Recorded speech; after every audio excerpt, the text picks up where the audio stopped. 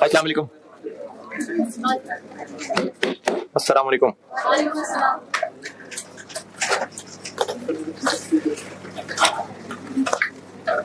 दुरूद शरीफ पढ़ो।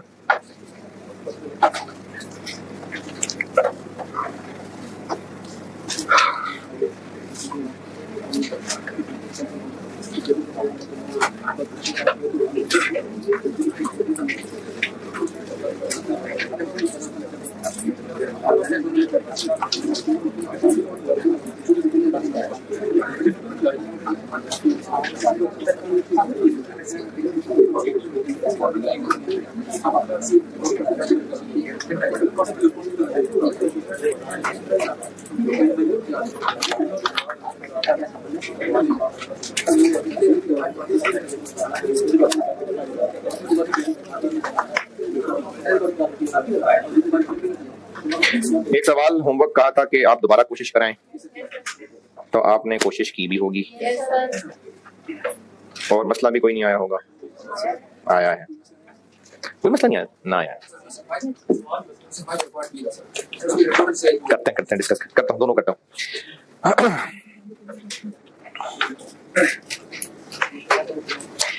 Inventory management तो देख ही चुके हूँ, बार बार प्रैक्टिस कर करके अब तो खुद अपनी इन्वेंटरी भी मैनेज करने लग गए होंगे घर की।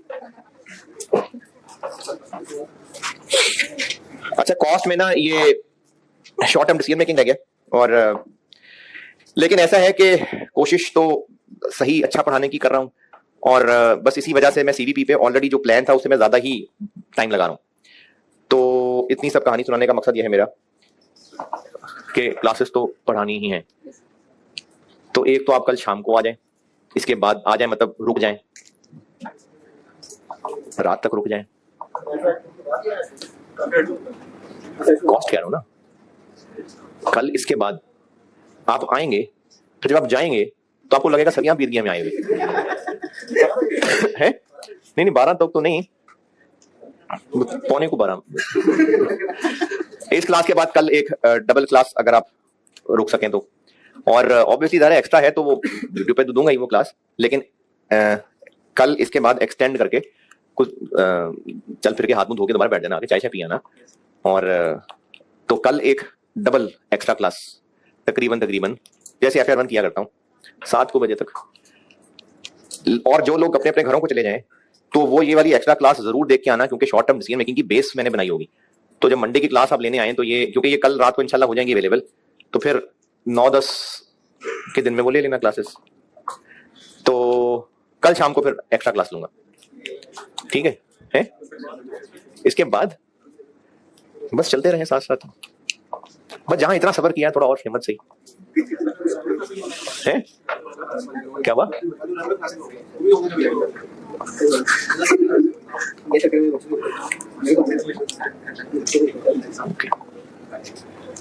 हो जाएंगे, लेकिन ये ना हो कि मैं आऊं तो यहाँ सब।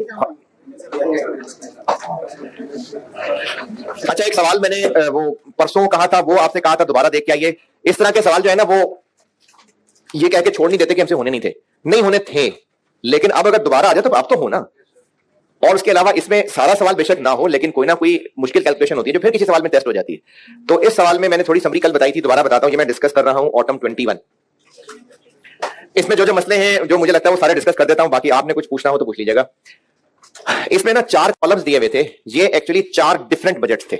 यानी मैनेजमेंट ने, ये मैं किससे बातें कर रहा हूं, किसने की है ये सवाल अटेम्प्ट? ठीक, बिल्कुल ही नहीं हुआ। यानी पीछे से देखने में कोई मुश्किल नहीं हुई ना, आराम से नजर आ गया, सारा आराम से हो गया, सब देख के आराम से लिख लिया है।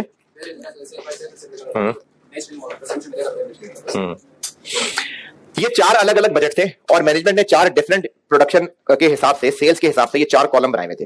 और पूछा यह था सवाल में कि एक 14,000 वाला कॉलम और एक 16,000 वाला कॉलम, इनके लिए ब्रेक इवन और मार्जिन ऑफ सेफ्टी निकाल दें। ये एक्चुअली 2 सवाल थे, यानी वो जो नॉर्मल सवाल होता है ना, तो ये डबल सवाल था।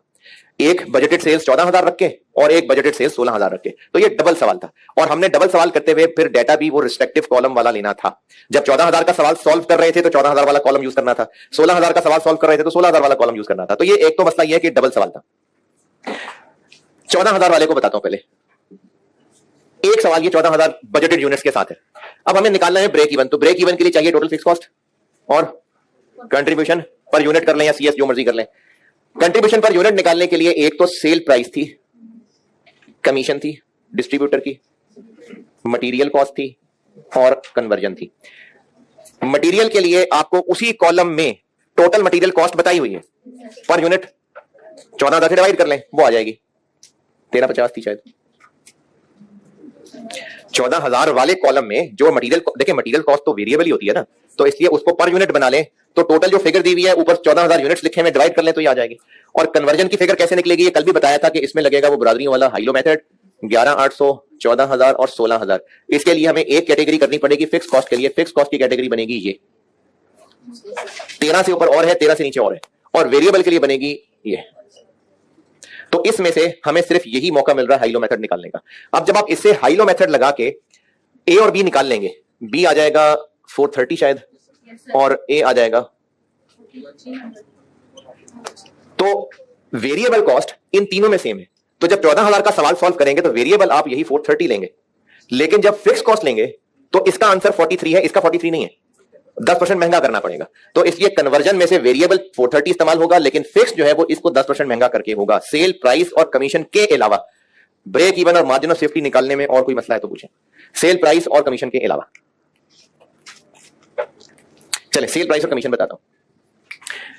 जब मैं आपको मल्टीपल प्रोडक्ट ब्रेक इवन पढ़ा रहा था ना, तो उससे पहले मैंने आपको दो मिसालों से एक बात समझाने की कोशिश की थी कि अगर टोटल यूनिट्स में से कुछ पे कोई और रेट, कुछ पे कोई और रेट लगना हो, तो या तो रिस्पेक्टिव यूनिट पे वो अलग अलग रेट्स लगा लें या फिर उनका एवरेज कर लें। तो सवाल में कहा हुआ है, ये जो लास्ट पैराग्राफ है इसकी अंग्रेजी भी कुछ बच्चों को समझ नहीं आएगी, मैं वो समझाता हूं। उन्होंने कहा है कि जितने यूनिट्स हमने बेचने का इरादा किया है, अगर हम बेचना चाहते हैं ना तो हमें डिस्काउंट ऑफर करना पड़ेगा। और डिस्काउंट के लिए कहानी ये रखी है कि जो एक वक्त में 25 चेयर्स खरीदेगा उसको 5% डिस्काउंट देंगे, और जो एक वक्त में 50 चेयर्स खरीदेगा उसको हम 10% डिस्काउंट देंगे, और जो ऐसा नहीं करेगा उसको कोई डिस्काउंट नहीं देंगे। तो कितने की बेचेंगे? जितने की नॉर्मली बेचते हैं। अब हमें कैसे पता कितने लोग डिस्काउंट लेंगे? तो सवाल वाले ने बता दिया कि 60, 30 और 10 की रेशो में ये मामला चलेगा। ये लास्ट पैराग्राफ की अंग्रेजी पढ़ के देख लें, जिनको ये बात समझ नहीं आई थी और अब भी समझ नहीं आई तो बताइए।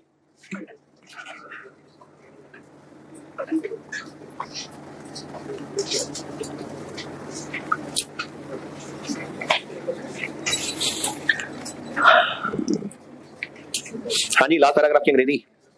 अच्छा, अब जो सेल प्राइस है ना, जो अभी इस वक्त दी हुई है, वो लिखी हुई है 3% कमीशन नेट करके। तो हमें अगर देखना है कि डिस्काउंट कितना कितना है, तो पहले तो ग्रॉस सेल प्राइस निकालनी पड़ेगी। तो 14,000 वाले में आप पहले ग्रॉस सेल प्राइस निकालें। बी कितनी हुई है? 2। इसमें से 3% कमीशन लेस हुई भी है, ये 97 है, 3036 और कमीशन चलो जितनी भी है। अब हमने 14,000 में से 60% यूनिट्स को इतने का ही बेचना है, इनमें से 30% यूनिट्स को 5% डिस्काउंट पे बेचना है, और 10% यूनिट्स को 10% डिस्काउंट पे बेचना है। यानी इस टोटल में से इतने यूनिट्स की ये प्राइस, इतने की ये और इतने की ये। तो हम अगर इनका वेटेड एवरेज कर लें और फिर उस वेटेड एवरेज सेल प्राइस को टोटल यूनिट से मल्टीप्लाई कर दें तो सेल्स आ जाएगी। तो मैंने यही किया है कि वेटेड एवरेज सेल प्राइस ले ली, वो वेटेड एवरेज सेल प्राइस यहां इस्तेमाल। और चूंकि इन तीनों पे फिर कमीशन भी अलग अलग है, तो इसलिए फिर कमीशन की भी वेटेड एवरेज लेनी पड़ी। ये ऐसे किया है 14,000 वाला, और बिल्कुल इसी तरह से 16,000 वाला भी अकॉर्डिंगली वैल्यू से किया है। अब जिन्होंने किया है और मजीद पूछना है तो पूछें। हाँ, एक चीज मैं खुद ही बता देता हूं, 16,000 वाले में ना मैंने ब्रैकेट में मटेरियल के सामने लिखा हुआ है 1350 × 0.95। सोल्यूशन में 1288 शायद, पता नहीं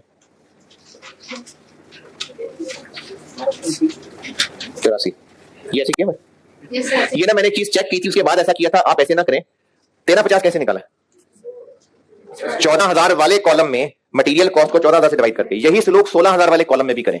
जो 16,000 वाले कॉलम में मटेरियल कॉस्ट लिखी हुई है उसको 16,000 से डिवाइड करें, यही आएगा 1283 आएगा।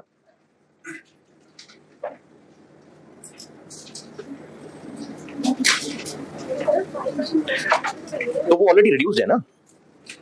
उन्होंने आपको 4 कॉलम के बजट्स बना दिए, ये थोड़ी कहा है कि हमसे गलत बन गया आप ठीक कर दें। उन्होंने 16,000 में अकॉर्डिंगली फिगर्स ली हुई है, तो वो ऑलरेडी रिड्यूस्ड ही आ रही है। ये मैंने बस ना उसको वैसे ही क्रॉस चेक किया था और उसके लिए ब्रैकेट में मैंने ये लिखा था, लेकिन आप 16,000 वाले कॉलम की फिगर यूज करें, वो ऑलरेडी रिड्यूस्ड वाली ही आ रही है जी।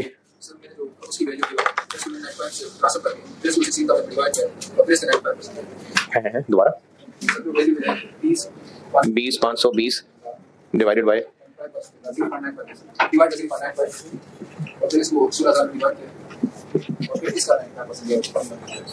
ठीक ठीक सही। इस सवाल में और बताएं, किसी ने कुछ पूछना है? कोई कुछ पूछता ही नहीं यार। है जी, सेल प्राइस भी नहीं समझे तो कमीशन भी वैसी की है, वो दी हुई है ना सवाल में उसने, 3 4 5 दी तो ही है, टेबल में देखो ना, या पता नहीं कहाँ कमीशन कितने बताई हुई है।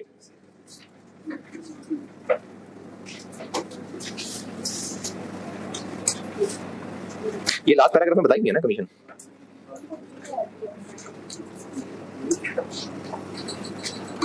लास्ट पैराग्राफ की लास्ट लाइन, नहीं इंक्रीज किधर हो जाएगी? हाँ हाँ हाँ, तो 3 से 4 और 5 हो जाएगी। कमीशन तो 3% दे रहे थे। अच्छा, ये बाकी भी सुने, हो सकता है किसी के ध्यान में ये बात आई हो। अभी इस वक्त कमीशन, चले वो फिगर निकाली हुई है मैंने, 3% कमीशन दिया करते हैं डिस्ट्रीब्यूटर को। कितने रुपए बने? 91। तो सवाल में लिखा हुआ है कि कमीशन 1% से इंक्रीज हो जाएगी, इसका मतलब है 91 इंटू 1.01।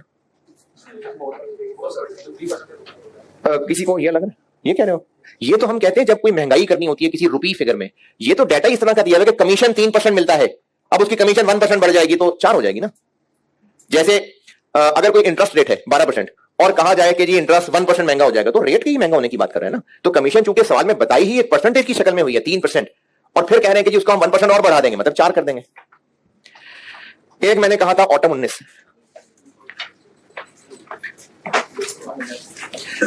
का पार्ट बी ट्राई करने को कहा था। अगर किसी ने किया है ट्राई तो अच्छी बात है, किसी ने नहीं किया तो ठीक है, उसके लिए जरूरी नहीं है, फिर मैं बता देता हूं।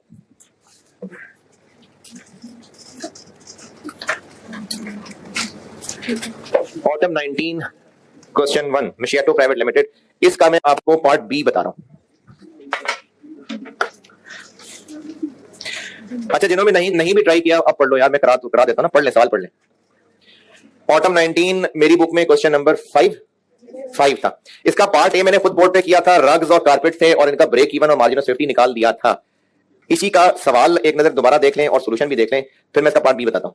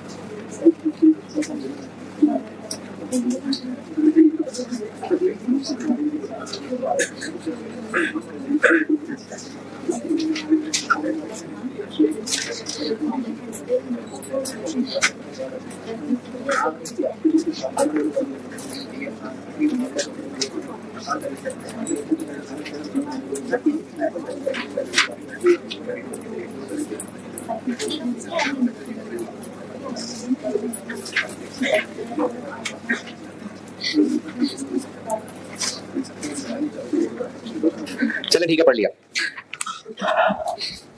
पूछा क्या है टारगेट? यूनिट्स पूछे है ना, तो यूनिट्स तो कारपेट्स और रग्स के मिला के ही होंगे या दोनों के अलग अलग का प्रॉफिट बताना है? मिला के होंगे। तो हम फिर लगा लेते हैं फार्मूला ये वाला,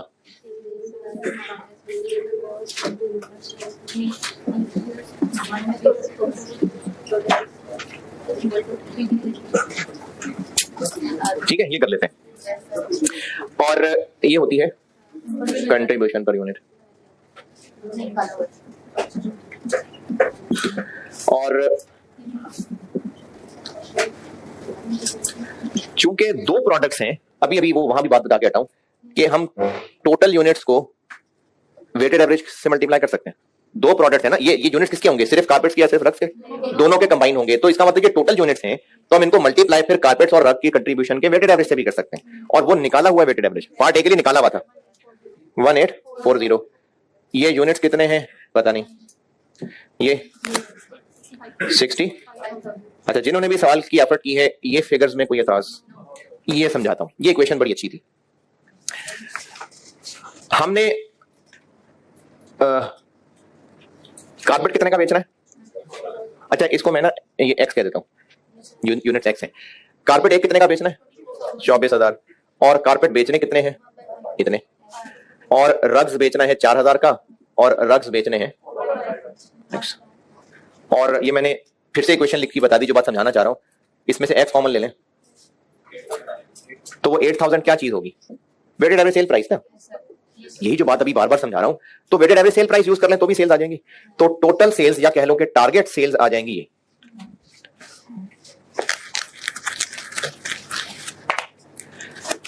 टारगेट सेल्स 8,000 एक्स। एक्स मैंने कहा है टोटल यूनिट्स को, ये इनको मैंने एक्स कहा है। तो टोटल सेल्स ये ठीक है। टोटल यूनिट्स को किसकी प्राइस से मल्टीप्लाई? कारपेट्स की, रग्स की? एवरेज से। ये मैंने एवरेज निकाली। टारगेट पैट कितना है? टारगेट सेल्स का 10%। तो 8,000 एक्स का 10% क्या होगा? 800 एक्स। टारगेट पीबीटी कितना है? 800 एक्स को 0.65 से क्रॉस अप कर लो। तो इक्वेशन बन गई 800 एक्स ओवर 0.65। यहां से एक्स निकालना है। ये है जी पार्ट बी। हाँ बिल्कुल ठीक है। अच्छा, ये पता नहीं शायद मैंने कल ये बात बताने की कोशिश की थी, मुझे खुद भी उम्मीद नहीं समझा सका हूँ। यहां पर एक सवाल हो सकता है बच्चों को, मैं खुद बताता हूं। एक है जो सवाल में बजट बना हुआ है, इस बजट में सेल्स कितनी आ रही है? 500 मिलियन रुपीस। और इस टेबल में नीचे प्रॉफिट कितना आ रहा है? 32.5। पीबीटी पैट, ये पैट आ रहा है। ये इसका कितने परसेंट है?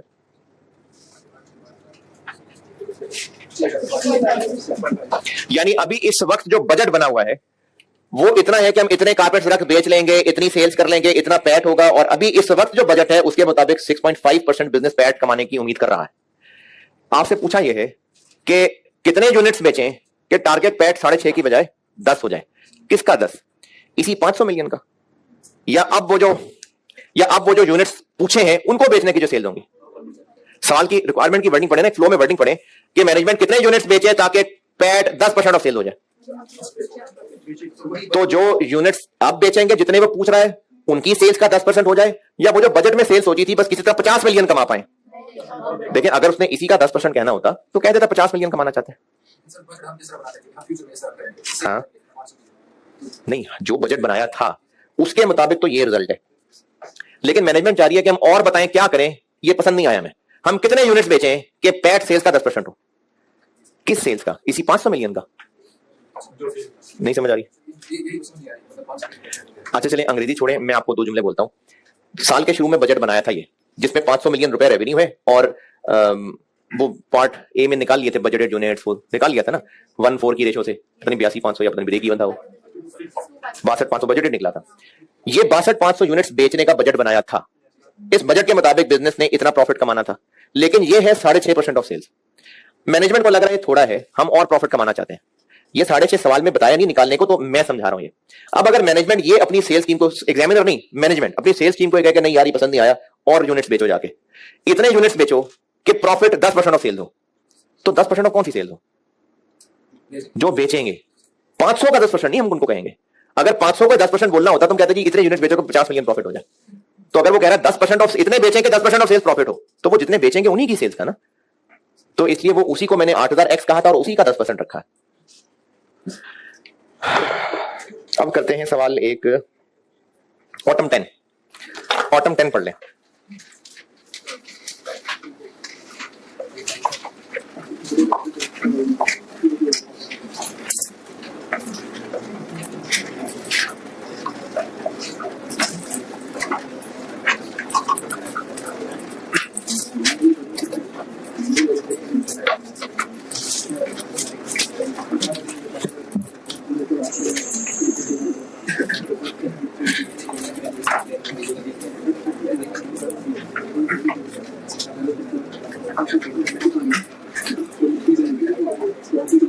ये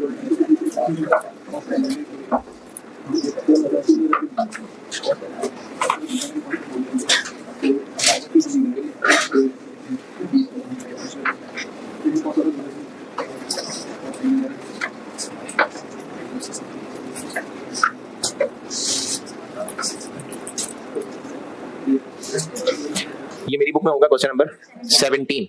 नसीम प्राइवेट लिमिटेड का नाम से सवाल है, ऑटम 10 का। ये पढ़ ले, मैं करता हूं बोर्ड पे।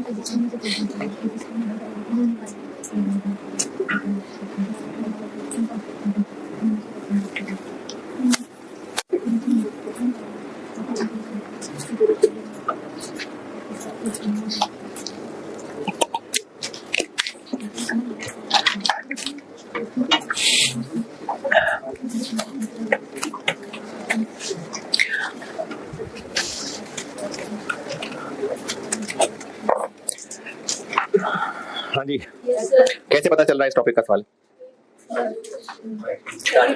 पूछ रहे हैं कि कितने यूनिट्स बेचें कि इतना प्रॉफिट कमा सकें। तो हाँ, इसी टॉपिक में ऐसा होता है। अच्छा, इस सवाल को सॉल्व करता हूं। पहले ना एक कहानी समझे जरा। एक बिजनेस जो अभी इस वक्त प्रोडक्ट्स बेचा करता है, उसका इन्होंने बजट बनाया कि 700 मिलियन की सेल्स होंगी, एक साल का बजट, और वेरिएबल कॉस्ट होंगी 410 और फिक्स्ड कॉस्ट होंगी 100। तो प्रॉफिट कमा लेगा बिजनेस 190। फिर इन्होंने सोचा कि चलो क्यों ना एक नया प्रोडक्ट लॉन्च करें।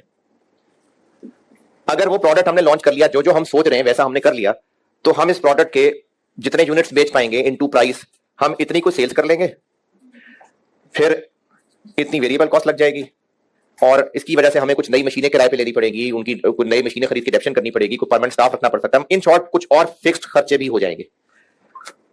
तो इनके लॉन्च करने से टोटल शक्ल क्या बन जाएगी? 850, 495, 130, 225। पहले तो 3 कॉलम्स में फर्क देखे मैंने किया क्या है। अभी इस वक्त जो बिजनेस बेचता है उसके मुताबिक बजट ये है। फिर इन्होंने प्लान किया है कि एक नया प्रोडक्ट भी बना लेते हैं। ये उसकी फिगर्स हैं, ये इसमें शामिल है नहीं। और अगर ये भी वाकई कर लिया तो फिर इनका जो साल का बजट है वो इसकी बजाय ये हो जाएगा 35।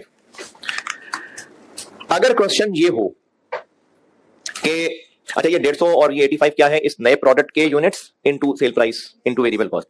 अगर सवाल वाला ये पूछे कि नए प्रोडक्ट के नहीं सॉरी, अगर सवाल वाला ये बताए कि एग्जिस्टिंग के हम इतने इतने यूनिट्स बेचने का प्लान कर रहे हैं, वो बेच भी लेंगे, फिक्स कॉस्ट इतनी है, नए प्रोडक्ट की इतनी और हो जाएगी, तो आप ये बताएं कि नए प्रोडक्ट के कितने यूनिट्स बेचें कि हमारा टोटल प्रॉफिट 225 हो सके।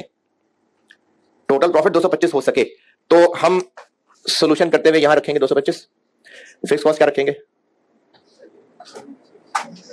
130 है ना, और 700 और 410 भी रखेंगे। और नए प्रोडक्ट पे कितना कंट्रीब्यूशन कमाएंगे पता नहीं, जो भी होगा इनटू उसके units minus 130 is equal to 225। इसको टारगेट रखेंगे। फिक्स कॉस्ट 130 रखेंगे ना, कि सिर्फ 100 रखेंगे? 130। और पुराने को बेच के जितना कमाएंगे वो भी, और नए के कितने बेचें कि इतना प्रॉफिट कमा लें, इस तरह करेंगे ना। और अगर सवाल वाला ये पूछे कि हम नए प्रोडक्ट के कितने यूनिट्स बेचें कि हम 35 मिलियन एक्स्ट्रा प्रॉफिट कमा सकें, ये भी नहीं पता, ये भी नहीं पता। ये नहीं पता क्योंकि शायद ये वगैरह नहीं बताया हुआ। सवाल वाला ये पूछ रहा है कि कितने यूनिट्स बेचे नए प्रोडक्ट के कि हम एक्स्ट्रा 35 मिलियन प्रॉफिट कमा सकें। अब इस फार्मूले में यहां पर क्या रखूं? 35। तो फिर फिक्स कॉस्ट क्या रखूं? 30। बस ये समझाना चाह रहा था कि अगर सवाल में कोई नया काम करने का इरादा है और टारगेट प्रॉफिट किसको रिलेट किया है, तो आपको यह फर्क ढूंढना पड़ेगा कि वो 225 रिक्वायर्ड करवा रहा है या 35 रिक्वायर्ड करवा रहा है। यह सवाल की निशानियों से पता चल जाएगा। और अगर वो 35 वाला सवाल सॉल्व करवाना चाह रहा है तो फिक्स कॉस्ट 30 लेंगे, 130 नहीं लेंगे। पता नहीं, शायद मैं नहीं बता सका। ये नीला वाला कॉलम सिर्फ डिफरेंशियल चीजें है ना। नीला कॉलम नजर आ रहा है? ये डिफरेंशियल चीजें है ना सिर्फ, है ना? क्या कौन सी क्या क्या डिफरेंशियल है इसमें? चल सही है। और काली वाली फिगर कौन सी? अच्छा, मैं उन वाली काली का पूछ रहा था। तो ये जो नीला वाला कॉलम है ये डिफरेंशियल चीजें सिर्फ नए प्रोडक्ट से रिलेटेड, एक्स्ट्रा क्या फिक्स कॉस्ट होगी, एक्स्ट्रा क्या यूनिट्स और सेल्स होंगी। अगर सवाल वाला कुछ इस तरह से सवाल डिजाइन कर रहा है कि जिसमें आपको एग्जिस्टिंग का डेटा भी बताया हुआ है और वो डिजायर्ड ग्रैंड टोटल प्रॉफिट पूछना चाह रहा है, तो इसका सवाल सॉल्व करते हुए हम ये वाली चीजें इस्तेमाल कर रहे होंगे। और अगर डेटा भी सिर्फ इसका बताया मेनली और रिक्वायर्ड भी वो ये पूछ रहा है कि 35 और कमाना चाहते हैं, तो फिर हम इस इक्वेशन में सिर्फ नीला वाला डाटा यूज कर रहे होंगे। 100 बताई हो, बता ही रहे, हम 30 यूज करेंगे। नहीं समझ आई अभी? चले, अभी भी अगर कुछ कच्चा कच्चा समझ आया ना तो एक मैं सवाल सॉल्व कर दूं, फिर दोबारा से बात करने की कोशिश कर लूंगा। इसको करता हूं मैं सॉल्व। रिक्वायर्ड क्या है कि नए प्रोडक्ट के कितने यूनिट्स बेचें। अच्छा, ये लिखा तो नहीं है कि नए के कितने बेचें, लेकिन ऊपर डाटा है ही सारा नए का, ताकि क्या हो सके, टू अचीव टारगेटेड। ये पूछ रहा है, ये पूछ रहा है, ये नीला वाला पूछ रहा है टारगेटेड इंक्रीज ऑफ 4.5 मिलियन। और डाटा भी हमें इसी का दिया हुआ है, इसका तो डाटा ही नहीं दिया हुआ। थोड़ी बहुत चीजें बताई हैं एग्जिस्टिंग की, लेकिन एग्जिस्टिंग की कहीं आपको सेल प्राइस वगैरह बताइए, तो फिर आप ये ब्लैक वाला कॉलम तो वैसे भी नहीं बना सकते। तो अब हमें इस इक्वेशन के अंदर सिर्फ ये डिफरेंशियल वाली चीजें ले रहे होंगे। और चलो इक्वेशन तो बनाई हुई है मैंने, यूनिट्स पूछे ना, तो ये वाला फॉर्मूला ये मैं कर रहा हूं ऑटम 10। क्या क्या पता है इसमें से?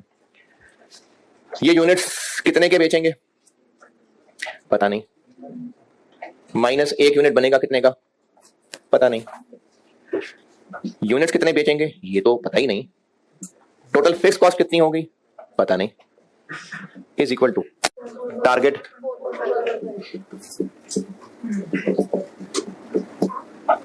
ये क्या किया, पीबीटी बनाया ना, 35% टैक्स रेट है तो उसको पीबीटी बनाया। तो अब इसमें ये हमने 30 लिखनी है फिक्स कॉस्ट की 130। चलें तीनों चीजें कर लेते हैं, फाइन। अच्छा, मैंने इसको ना वर्किंग वन इसलिए लिख दिया है कि सेल प्राइस कितनी है, उन्होंने कहा है कि वेरिएबल कॉस्ट पे 25% डाल लेना, तो बस जब वेरिएबल कॉस्ट निकाली होगी उसी में सेल प्राइस भी बना लेंगे, इसलिए मैंने वर्किंग वन फिक्स कॉस्ट। अच्छा, अब ये जो इतनी सारी बात बताई है, ये इसमें कुछ समझा सकता हूं कि इसमें हमने 30 यूज करना है, 130 नहीं? ठीक है। Working one per unit variable cost क्या क्या है? चलें जी शुरू से, वेरिएबल कॉस्ट कहां क्या क्या है? एक यूनिट बनाने के लिए मटेरियल लगेगा, और मटेरियल भी लगेंगे दो तरह के। लोकल लगेगा कितना, आधा किलो लगेगा, और ये होगा 150 वाला, और इंपोर्टेड लगेगा 1.3 किलो 750 वाला।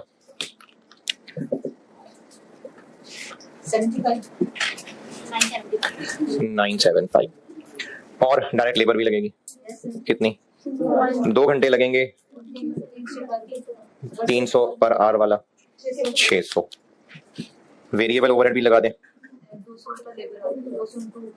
200 पर लेबर आवर, तो 2 घंटे इंटू 200 400।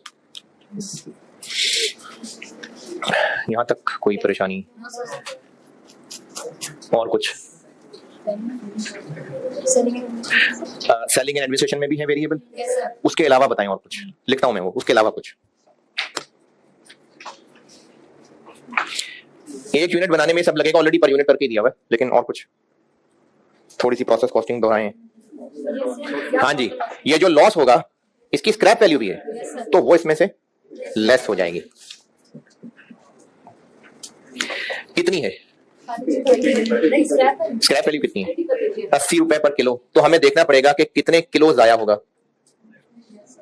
तो कितने किलो जाया होगा।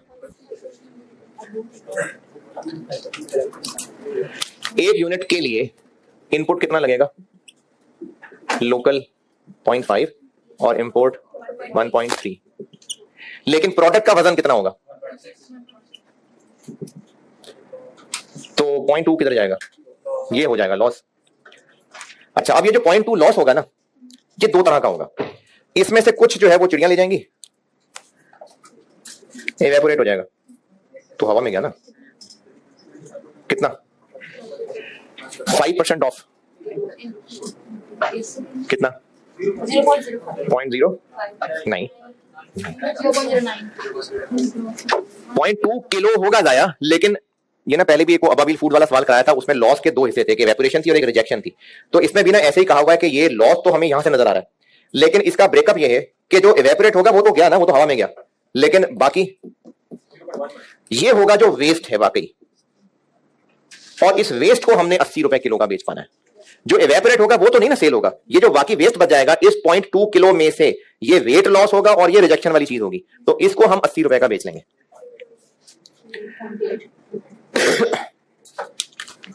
8.8 और कुछ वेरिएबल सेलिंग कॉस्ट होगी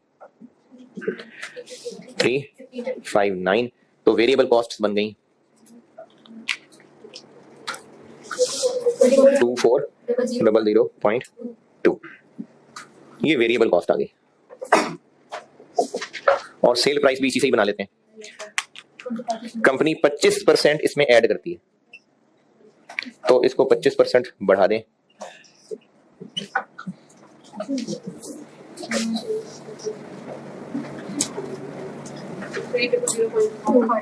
ये आ गई सेल प्राइस।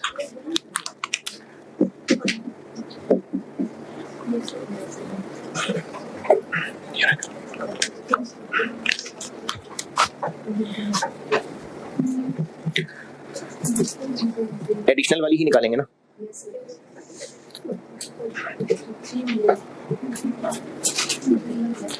वो वाली वर्किंग नोट कर लें, फिर ये फिक्स कॉस्ट बताता हूँ। है जी, 5% ऑफ इनपुट ना, 1.8 का 5%, और ये इसमें से बाकी।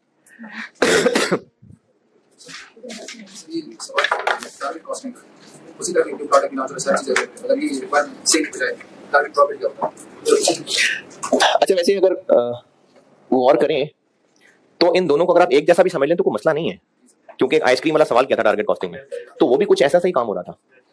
उसमें भी यही था कि 14% ऑफ टोटल सेल्स प्रॉफिट कमाना चाहते हैं, तो इसलिए मिलते जुलते ही काम है दोनों, टारगेट कॉस्टिंग और ये। यानी कि उसमें इतना जमीन आसमान का फर्क नहीं है कि आपको ये पहचानना पड़े कि सवाल ऐसे सॉल्व करना है कि वैसे सॉल्व करना है, एक ही तरह से हो रहा है। वो आइसक्रीम वाला ऐसे ही किया था।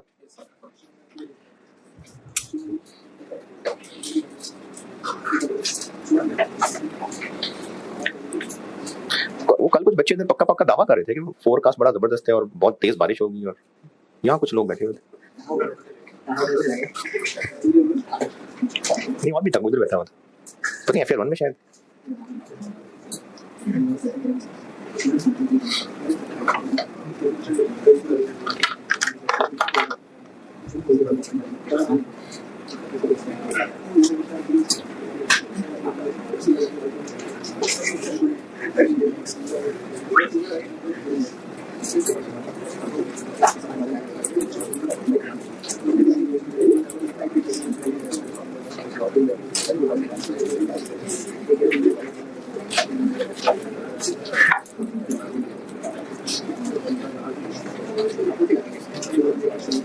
चलिए, वर्किंग वन नोटेड।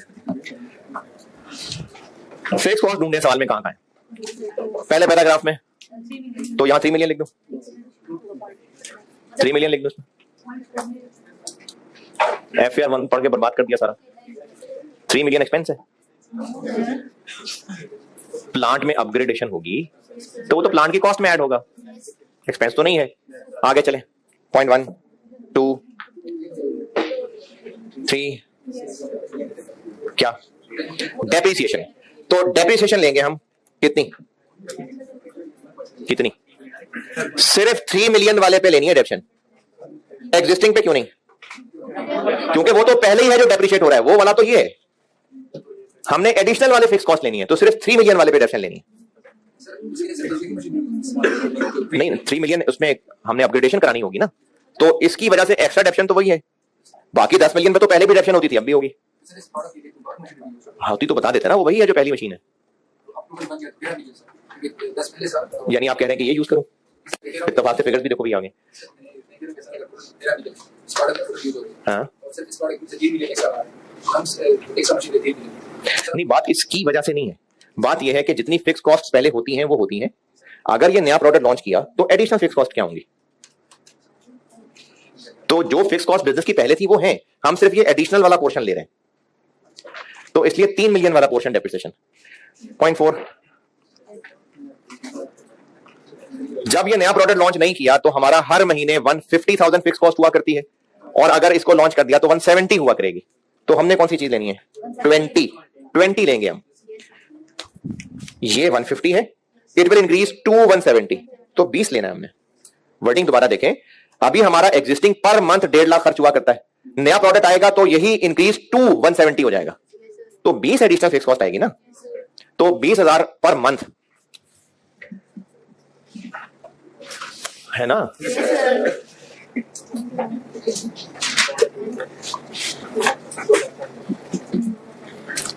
और कोई फिक्स कॉस्ट? 540,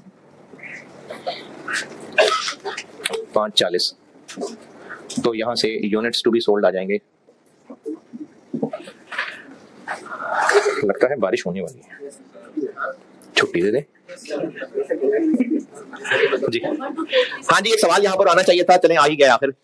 इसमें एक पॉइंट लिखा हुआ है कि जब नया प्रोडक्ट बनाना शुरू करेंगे तो वो हमारी फैक्ट्री की 20% जगह वो सारी मेहनत घेर लेगी, तो इसका क्या करें? 40% घेर ले। हमने तो देखना है फिक्स खर्चे क्या क्या एक्स्ट्रा होंगे, तो वो तो ले लिया हमने। देखें, हमने ये फिक्स खर्चे जो एक्स्ट्रा होंगे वो ले लिए ना। अब इसको काम करने वाले लोग मेहनत जगह कितनी घेरेंगे, जितनी मर्जी घेरें, हमने तो देखना है कि फिक्स कॉस्ट एक्स्ट्रा क्या होगी, तो वो तो ले ली। रिपीट कर दो, कौन किधर? सिर्फ ये पॉइंट समझ नहीं आया? 20% वाला या ये सारा? ये आ गया? पूछ लूं?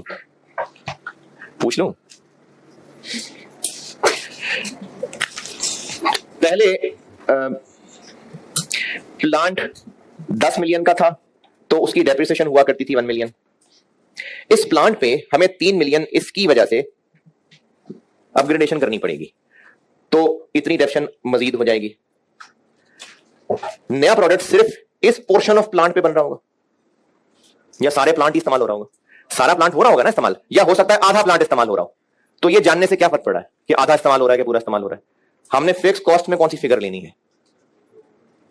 जो एडिशनल डेप्रिसिएशन पड़ेगी। इस बात के जानने से कि इस प्लांट में हमने इंप्रूवमेंट तो करनी होगी, लेकिन आधा प्लांट इसी के लिए इस्तेमाल हो जाया करेगा। क्या फर्क पड़ा इस बात को जानने से कि आधा प्लांट इसी के लिए इस्तेमाल हो जाया करेगा? नहीं समझ आ रही? इस नए प्रोडक्ट के कॉलेज है, इस कॉलेज में जो जो भी कोर्सेज पढ़ाए जा रहे हैं, इस कॉलेज की फिक्स कॉस्ट है।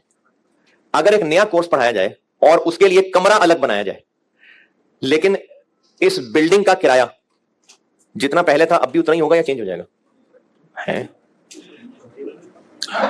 एक कोर्स और पढ़ाना था, एक क्लासरूम दीवार बना के क्लासरूम बना लिए, इस पूरी बिल्डिंग के किराए पे क्या? तो उस नए कोर्स ने इस बिल्डिंग में कितनी जगह घेरी, इसका फर्क सिर्फ इस बात पे पड़ रहा है कि एक्स्ट्रा खर्चे कौन से पड़ने हैं वो बताएं। नए गार्ड लाना पड़ेगा, नए टीएस लाना पड़ेंगे, सिर्फ ये एक्स्ट्रा खर्चा पड़ेगा ना। उस स्पेस में मजीद जगह इस्तेमाल होनी चाहिए, होती रहे। तो जो नया प्रोडक्ट बनाने की मेहनत होगी उसमें एक्स्ट्रा खर्चा होगा, उसकी वजह से डेप्रिसिएशन एक्स्ट्रा आएगी, वो ले ली। हमें जो 1.5 लाख पर मंथ खर्चा पड़ा करता था, अब 170 पड़ेगा, 20,000 एक्स्ट्रा होगा, वो ले लिया। खर्चे ही एक्स्ट्रा लेने थे ना। फिजिकली जगह कितनी घेर रहा होगा वो काम, जितनी मर्जी जगह घेरे। तो इसलिए इस सेंटेंस का कुछ भी नहीं करना था।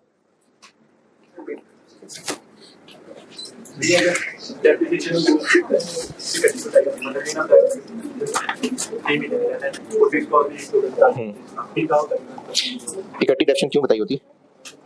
यानी टोटल डेप्शन बताई होती। 20% का कोई इस्तेमाल नहीं किया है, नहीं किया। डेप्रिसिएशन हमने सिर्फ इसके ऊपर क्यों ली? क्योंकि जो प्लांट 10 मिलियन का है वो पहले भी डेप्रिसिएट होता है, अब भी होगा, तो हमने सिर्फ एक्स्ट्रा फिक्स कॉस्ट लिए। अगर क्वेश्चन में ये कहा होता कि वही वाला प्लांट यूज हो जाएगा, कोई अपग्रेडेशन नहीं करनी पड़ेगी, तो फिर डेप्रिसिएशन, फिर हम ना लेते डेप्रिसिएशन। क्यों?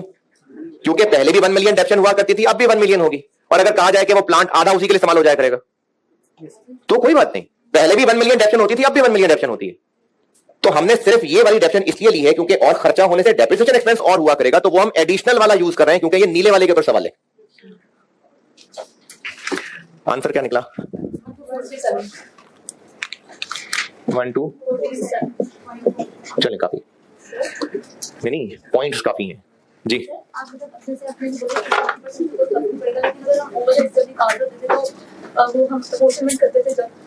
वो थी और चीज जिसमें हम अपोर्शनमेंट करते थे कि किस किस डिपार्टमेंट में कितना ओवरहेड जाना है। यहां पर हम नीला वाला कॉलम बना रहे हैं, इसलिए हमने सिर्फ एडिशनल वाले फिक्स्ड ओवरहेड लिए। हम कौन सा यहाँ डिपार्टमेंट्स में बांट रहे हैं? हम कहीं डिपार्टमेंट्स तो नहीं है ना जिनमें बांट रहे हो, हम ये नीला वाला पोर्शन सॉल्व कर रहे हैं ना, ये इससे पता चला है। तो हमने फिर फिक्स्ड ओवरहेड भी लेने हैं जो इसकी वजह से एक्स्ट्रा होंगे। अच्छा, इसी सवाल का एक एडवांस वर्जन होमवर्क, एक होमवर्क है लेकिन करना है, वो है जी इसी चैप्टर में सवाल आइडियल के नाम से होगा, ऑटम 16। मेरी बुक में क्वेश्चन 11 है आइडियल केमिकल्स के नाम से, ऑटम 2016 टर्म का सवाल है। इसी को देख के बनाया होगा एग्जामिनर ने, लेकिन उसको थोड़ा सा एडवांस कर लिया। ये होमवर्क है, करना जरूर है यार। हाँ जी बोलो।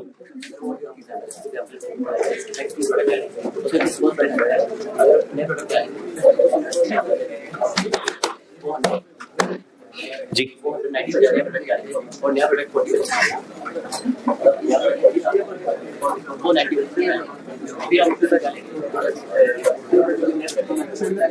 30, क्योंकि इसी की वजह से 40 बढ़ेगा और 10 बचेगा तो 30। नहीं, आपके बात एलोकेशन की नहीं है, बात यह है कि एडिशनल क्या हो रहा है। तो जो बात आप कर रहे हैं उससे एडिशनल 40 प्लस और 10 माइनस हो रहा है ना। अच्छा, वैसे मैंने कहा तो नहीं है कि अल्लाह हाफिज।